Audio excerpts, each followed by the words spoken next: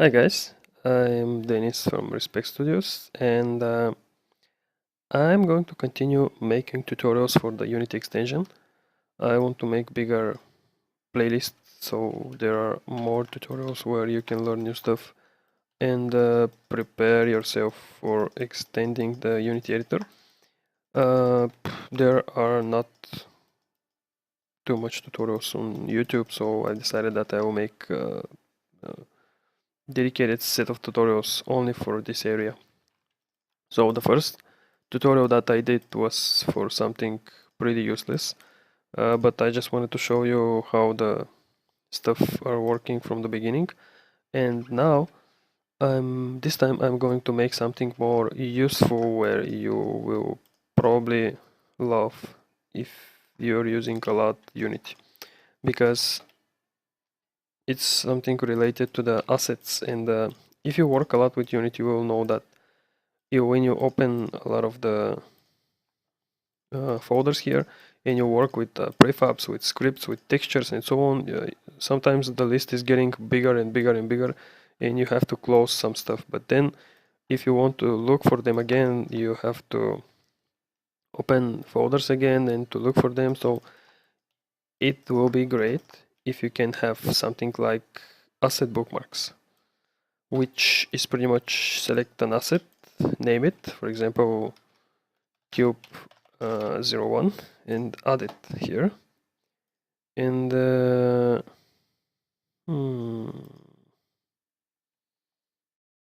okay, this is funny.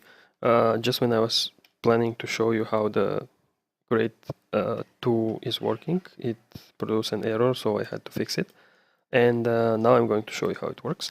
So it will be nice, like I said, to have asset bookmarks, which is in our case under the assets menu. Asset bookmarks is pretty much a simple graphic user interface, a GUI, where you can add, for example, let's go to prefabs, cameras. We have a prefab of a camera. So I have my camera and we're going to add it here. So now let's add a few more stuff. For example, cube 01. And you have to keep the object selected, and if it's not selected, it's going to tell you please select an asset. If the object is selected but there is no name, it will say please add a name for the highlight. We're going to add the cube, we're going to add the sphere 01, and you can add whatever name you want. For example, you can even add folder. So I'm going to add the actual folder with the 3D objects prefabs, and I'm going to name it something like this, and there is no problem with that. Now, let's say that you want to look for the camera, but you don't want to search in the project folder and dig in all the other folders below. So you just click on my camera and it will highlight it. You click with my cube, it will highlight it, so you can quickly select it. So that's pretty much it. The good thing is that you can dock it, for example, here. And if you add more stuff, let me add a few more stuff. You have a scroll, which of course will disappear, and it will appear if it becomes smaller. The good thing is that even if I close it and I open it again, it will remember all of the other objects, which means that it's saving them. If you are aware of the Unity editor scripting, you will know that even if you dock GUI somewhere and you maximize the scene view and then minimize it again, that user interface is getting reset, is getting re-enabled again. So if all these stuff are not saved somewhere, at least in a serialized variable, you will lose them. So in our case, we're going to use external file, which is here under the resources, data. We're going to just use external file, which is a simple txt file, which will save all of the objects and load them every time that we start the script. Now, if you don't want to use some of the assets that are bookmarked, you can hit the X. It will delete only the one that you're hitting. So yeah, that's it. This is the asset. I'm going to give you a link under the video where you can download the starting point for this tutorial. Inside the starting point, you will also have the finished script, which you can use or compare with the one that you are writing if you have some errors or something like that. So let's get started. First of all, when you download the provided file that you have, you can find under the video in the link, you will get this file asset bookmark start, which is a Unity package. So just drop it in the project folder of Unity, hit import, and you will get one folder which is called asset bookmarks, and inside you will get another folder resources, art, and one GUI skin.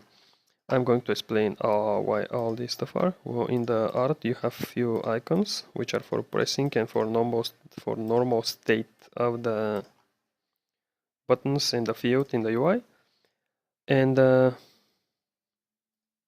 GUI skin is we're going to use one custom GUI style, actually 4 custom GUI style, which is for the highlighted button, for the add button. I'm going to explain all of this when the time comes. So let's get started by adding the actual script. Now, first of all, inside this folder asset bookmarks, you have to make a new folder called editor. You know, all of the editor scripts should be in a folder called editor, because this is how Unity knows that these scripts are intended for the editor and not for runtime. When you make that folder, hit create new C# script, and call it asset bookmark.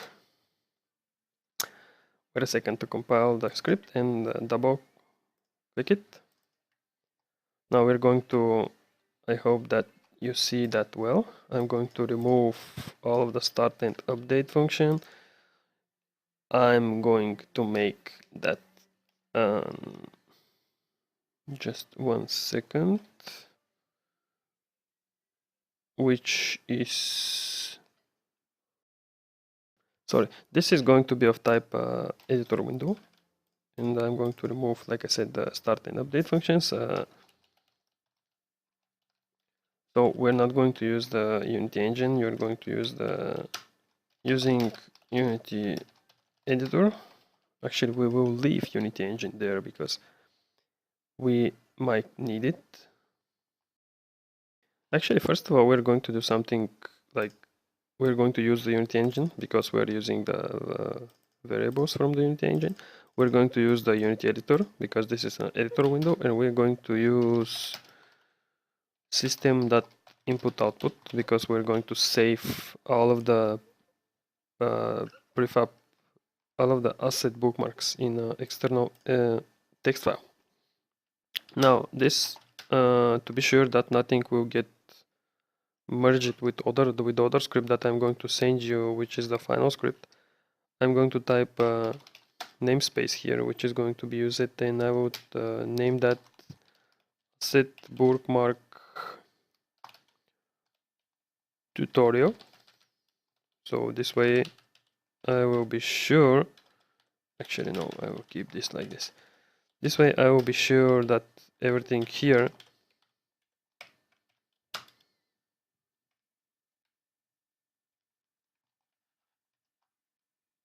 is going to stay like this, like only in this script. I'm not sure why it does that.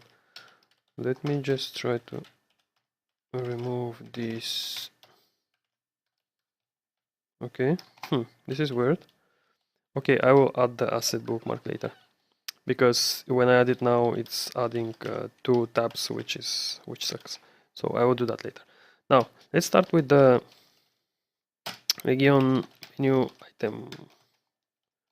Let's start with the menu item in declaration. Now we will say menu item, and we will put that in assets / asset bookmark, and we're going to say %G. This is for the short hotkey so you can assign a hotkey to the UI.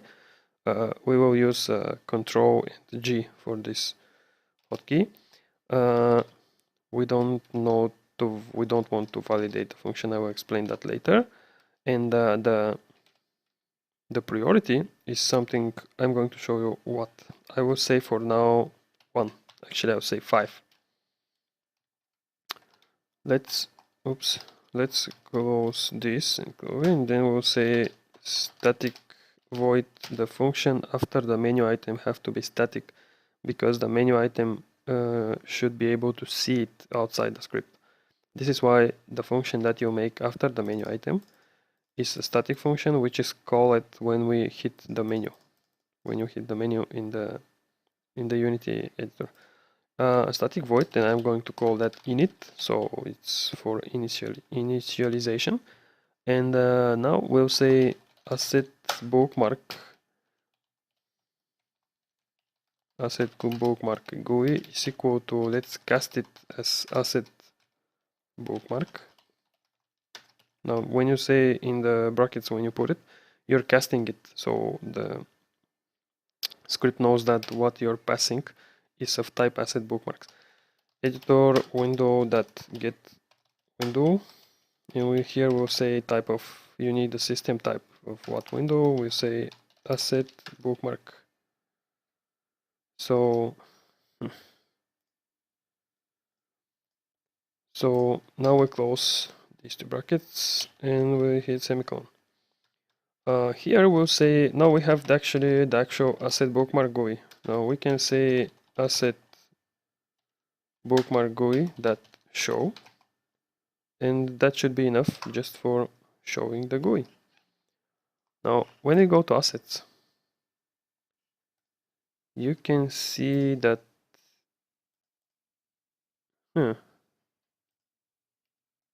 this is weird. Okay, I made an error and I just wanted to fix it just to show you that when you say asset bookmarks %G, you have to close the string. So this way Unity knows that this is the name, and then when we go to here is validate function, and then we have to remove this and we have the priority. So now when we go to Unity and you open assets, you can see that asset bookmarks is here at the top. If we hit Ctrl G, it will open the window. Okay, oh cool. Now the priority, it's at the top, but I don't like this. I want at the top to be the create button, so I'm going to move it down. But how do I know where to move it? I think there is a description in the Unity's documentation how you can use the priority. Yeah, the examples below, blah blah blah. You can go to the menu item description and priority. For now I'm just going to type, for example, if you type 605, let's see where that will lead us. I open assets, you can see asset bookmarks is here. I think the OpenSea project is above 800 or above. They usually increment it with 10 or with 100, so there is enough place for the other menu items. So I'm going to type that to 1050. And I have it here, asset bookmarks. It's at the bottom. Okay. Now, oh cool. I like that. Now, what else do we need? I want the title content. So when I open the, actually let me use the hotkey. When I open it, I want to say asset bookmark GUI that title content will be equal to new GUI content. We'll type a name assets and then we'll close it. Let's see what that will show us. Pretty much nothing.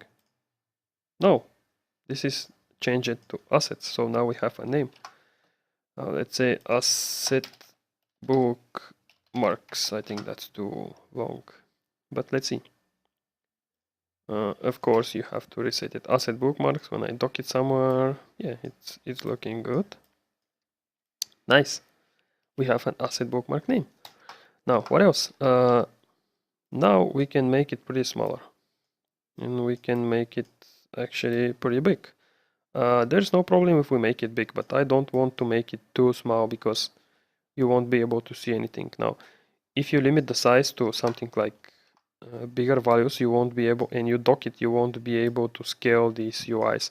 So let me show you what I'm going to do.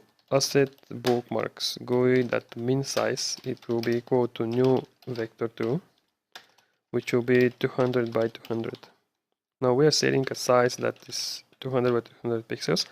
Width height, I'm going to set the width for now to 500 just to show you something. I will close it, I will open it again. Now this is the minimum, okay? I can't make it smaller than this. Now the problem here is that if I dock it, you can see that you can't make smaller the inspector, and because this UI is have a limit to the minimum width. This is why I'm going to make it 200. If I hit Ctrl G to open it, this is the smallest that it can get now. So if I dock it here, you can make the window pretty small. Like this, okay? Nice. So this is for the actual building of the UI for now. We're going to make one variable which will be enable. Now this not variable but method, sorry. This method here is going to be called every time that we call the window. So let's check debug.log window show it. We're in the console, it's G, window show it.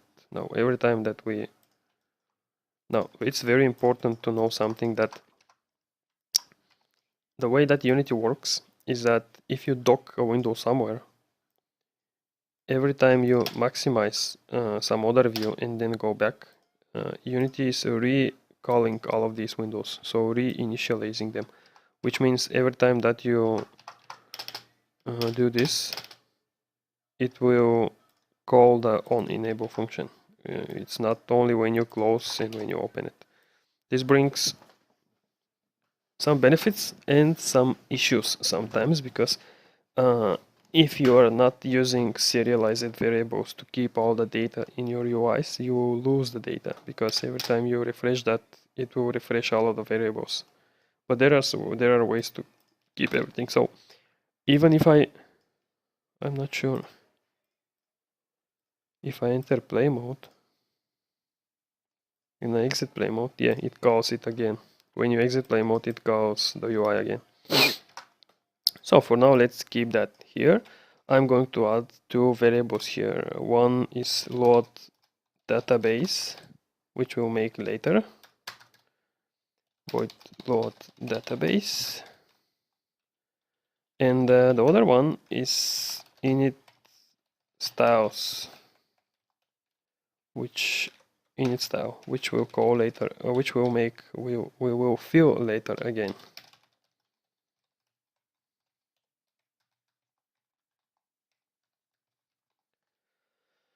Fair enough. Let's go in the init styles now and say GUI skin. We're going to look for a GUI skin. It's going to be equal to, let's cast it, GUI skin resources that load, and this will be called now the same name as the GUI skin that we have in the resources folder. So this is why we made the resources folder, and this is why, let me delete this because we don't need it now. This is why we have this AB GUI skin. I'm going to copy its name and paste it here. And now we have loaded that GUI skin. So now we're going to say title style, which is actually not yet a variable. Let me make it. I'm trying to keep some order here, so I will say public variables, private variables. Okay. Let me now first declare the variables. We have got the GUI skin. Now let's leave that for a second.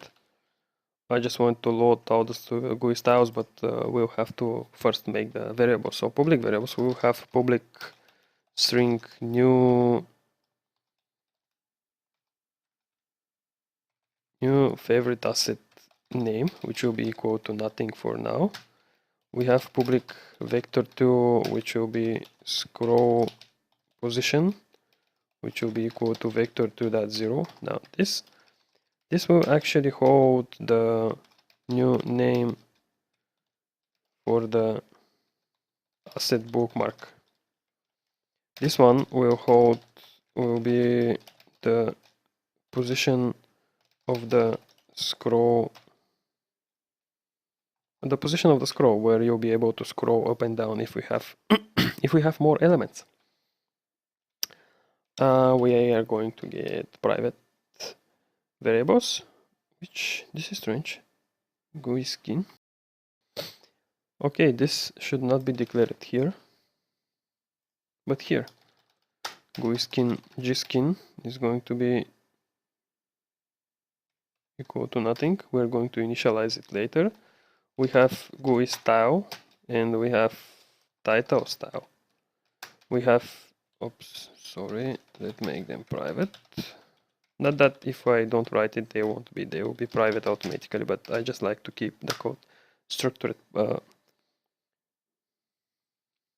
in a correct way so I can read it. Private GUI style, remove button style. These are all the styles that we'll be using for the buttons in the UI. We have private list of objects, which will be called bookmark objects, and it will be equal to new list of objects. We have another private list of strings, which will be equal to bookmark the private list of strings, which will be named bookmark names, and it will be equal to a new list of strings. Okay, it's cool. I think all of these variables are enough for now. And this is the position of the scroll, like I said. This is the GUI skin that we'll be holding. This is the style for the title and the remove buttons. And we need one more, actually, private GUI style highlight button style. This will be for the highlighted button. And I think that's okay. These are, let me set that.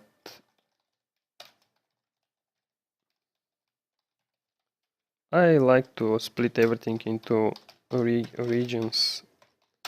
This way I can close it, for example, or close this and have space to look at the other stuff. This is great, by the way.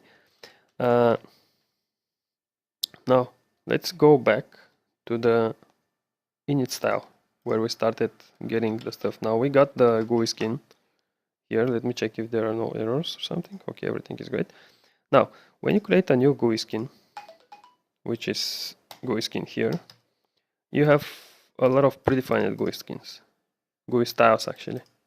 Okay, this is for a button, this is for a label, for example. Now if you go at the bottom, you have custom styles, which you can say one, and you have one GUI style. So for example, if you say my button, actually I don't think it's a, yeah, you can leave space there. You can use that GUI style later somewhere in the GUIs. Now I have already made that for you. It's not a big deal, it's just 4 styles. The first one is title, the second one is highlight button. Now the highlight button, if you go to normal, this is for the normal state, this is for the state where the mouse is over the button. This is for the active state, where we press it. And this is for the focused state. Actually, I'm not sure focused what means, but whatever. On normal, on hover, yeah. So as you can see on normal, I have put the label background. On active, I have put the label button press. Now, instead of declaring and adding all this stuff in a code, you can just make one GUI skin, sorry, and add all these buttons and then reference that GUI skin and use it for this. Now, we're going to say, for example, title style is going to equal to gskin that get style title, and that's it. Now you have the title style, which you can use when you start building the GUI. We're going to add the other two. highlight button style is equal to gskin that get style highlight button, and let me be sure that they are the same names, because if I get them wrong I will get an error. So you can copy them from here. Highlight button, we have the remove button style is equal to gskin that get style. Let me do it this way. I will remove. Okay, if I can grab it. Remove button style. And I think these are all of them for now. Okay, cool. We have referenced all of the styles. Actually, we have added a button, but I'm not sure why. But I'm not using that. Maybe I have used it before. Anyway, for now, we are going to start building the GUI, which is great. We're going to add, after the on enable, you can type void on GUI. Now this is a predefined method in Unity, where Unity knows that in this method, in this function, you're going to build all of the GUI elements. So we can type debug.log GUI elements, and this should be refreshing